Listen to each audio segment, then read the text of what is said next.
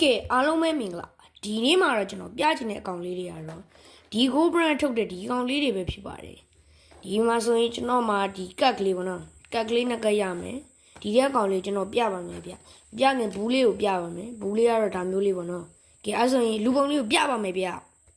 ဒါကတော့အကောင်ပုံစံပေါ့နော်ဒီကောင်ကလက်လုပ်လို့ရတယ်တော့မိုက်တယ်ပေါ့နော်ဒီတခြားလီကိုရင်လည်းမတူသူကလက်ကိုကားလို့ရတယ်ဗျ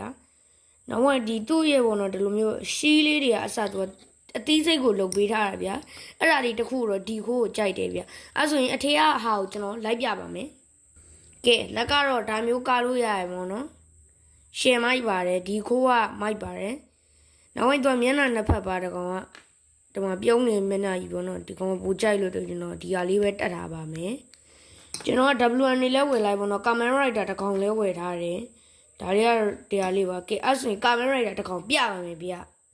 ကဲဒါကတော့ Kamen Rider လေးပဲဖြစ်ပါတယ် Kamen Rider ကလည်းတူတူပါပဲရှေ့မိုက်ပါတယ်ဒီကောင်ကပေါ့နော်စေးတောက်အပြည့်လုပ်ပေးထားတယ်ပေါ့နော်မိုက်ပါတယ်ဒါကတော့ဟိုလောက်ဒီခိုး brand လို့တော့တိတ်ပြီးတော့မမိုက်ဘူးပေါ့နော်ကဲအဲ့ဆိုရင်နောက်တူရဲ့ကောင်တစ်ကောင်ပြပါမယ်ဗျာကဲနောက်တူရဲ့ကောင်ကတော့ဒီကောင်ပါ Orange မာတို့ရဲ့တပည့်လားမသိဘူးဒီကောင်ပါအဲ့ဒါမှသူ့စီမှာထုံစာဟူရာရှိပါတယ်ခမရဟုတ်ပါတယ်ဒါထုံစာဟူရာမဟုတ်ပါဘူးသူ့ရဲ့ရုပ်သေးရုပ်ကြီးပါကျွန်တော်ရှောက်ပြောတာပါကဲဒါကတော့ကျွန်တော်ဝယ်ထားတဲ့အကောင့်လေးပေါ့နော်ဟုတ်ကဲ့ကဲဒါကတော့ကျွန်တော်ဝယ်ထားတဲ့ဟာလေးပဲဖြစ်ပါတယ်ဒါကတော့တိကျတဲ့မွာနာလီကို short ပဲထပ်ဝယ်တာပဲဖြစ်ပါတယ်အဲ့ brother ကြီးမှလည်းအားပေးလို့ကျွန်တော်ထပ်ပြောချင်ပါတယ်ဒီ Go brand ကဒီကကလေးနှစ်ကကိုတော့ကျွန်တော်တော်တော်လေးကိုကြိုက်ပါတယ်